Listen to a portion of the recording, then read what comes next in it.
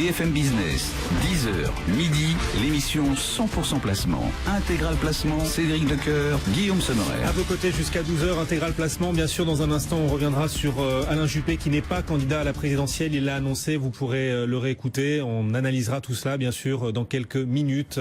Cette conférence de presse que vous avez pu suivre en direct sur BFM Business d'Alain Juppé et le bureau politique des Républicains qui se réunira à 18h ce soir. Mathieu Jolivet nous expliquera tout ça dans un instant. Auparavant, on plonge au cœur des marchés avec Thibaut François depuis Fastia Capital. Bonjour Thibaut. Bonjour Guillaume. Pour des marchés plus calmes que les Républicains, que le milieu politique aujourd'hui, Thibaut, puisque on est tranquille. Moins 0,29 aujourd'hui sur notre CAC 40 qui avait bien progressé la semaine dernière. Plus 3%, là on calme un peu le jeu.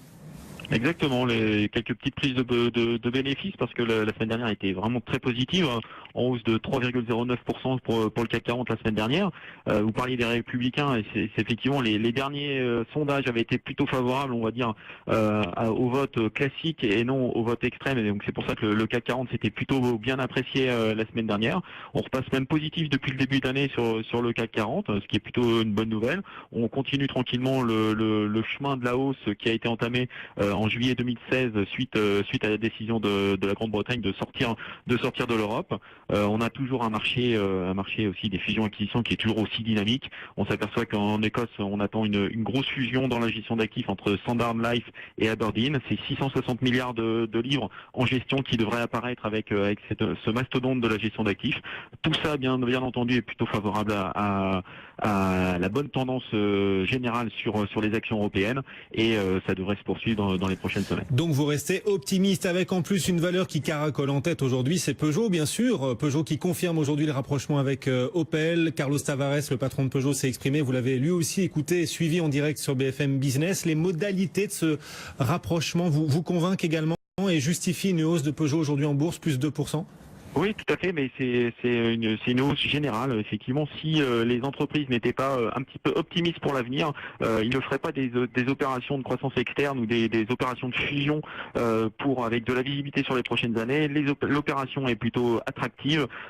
C'est quand même intéressant qu'une entreprise française comme Peugeot, qui était fortement décriée par le gouvernement actuel, puisse racheter un Allemand aujourd'hui. C'est un deal à 2,2 milliards d'euros.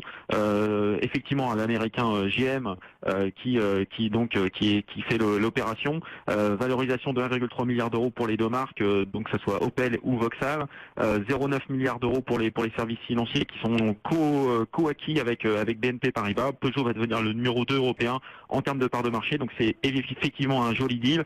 Ça on va dire ça relance et en tout cas ça permet de confirmer la stratégie qui a été adoptée par le management de Peugeot depuis quelques années, par la famille Peugeot depuis de nombreuses années, et tout ça je félicite en tout cas le deal. C'est vraiment un beau deal pour l'industrie française aujourd'hui. Et du coup vous participez à cette vague d'achat aujourd'hui sur Peugeot, plus 2,5% quasiment. Oui, vous renforcez vous aussi sur cette valeur, Thibaut? Alors non, on n'est pas aujourd'hui. C'est un dossier qu'on a raté ces dernières semaines. On avait été très positif sur les dernières années avec l'arrivée de Tavares, Monsieur Tavares au capital. Enfin, en tout cas en tant que manager.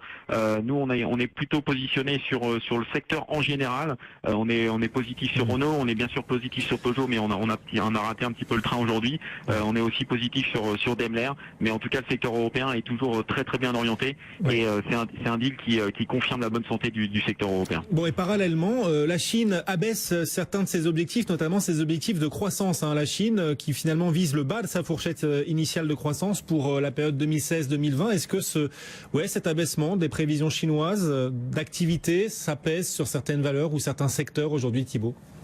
Malheureusement, on n'a pas trop de visibilité sur la Chine. La Chine peut nous dire effectivement une croissance de 6,5 à moyen terme. Elle serait de 6,7 ou 6,3. Malheureusement, on a du mal à vérifier l'ensemble des chiffres chinois. Ce qu'il faut noter surtout sur la croissance chinoise, c'est qu'il n'y a pas d'atterrissage brutal de la croissance chinoise, et c'est ce qu'attend et ce que va regarder le marché. Donc effectivement, si la croissance au lieu d'être à 6,7 est à 6,5%, je pense que le marché s'en moque un peu. Je pense qu'il va vraiment regarder un petit peu la tendance générale général en Chine. Il n'y a pas d'écrasement brutal de la croissance chinoise, donc ça c'est plutôt un point positif. À court terme, effectivement, le marché des matières premières, comme on le voit ce matin, réagit plutôt négativement. On s'aperçoit que Total perd 0,6, on s'aperçoit que Technip perd 2,50. Donc les matières premières sont un petit peu sous pression à court terme. À moyen terme, je pense qu'avec une croissance, la croissance que l'on a en Chine, en Europe et aux États-Unis, plus un marché avec un peu plus d'inflation, oui. je pense que ça devrait soutenir les matières premières et c'est peut-être même des points d'entrée pour le secteur en général aujourd'hui. Thibaut François, merci Thibaut. Depuis Fastia Capital en direct, le CAC 40 marque donc une petite pause là, moins 0,31%. Et notez que l'euro est passé sous le $0,6 très brièvement lorsqu'Alain Juppé tout à l'heure a annoncé qu'il n'était pas candidat à la présidentielle. Voilà ce qu'il faut retenir.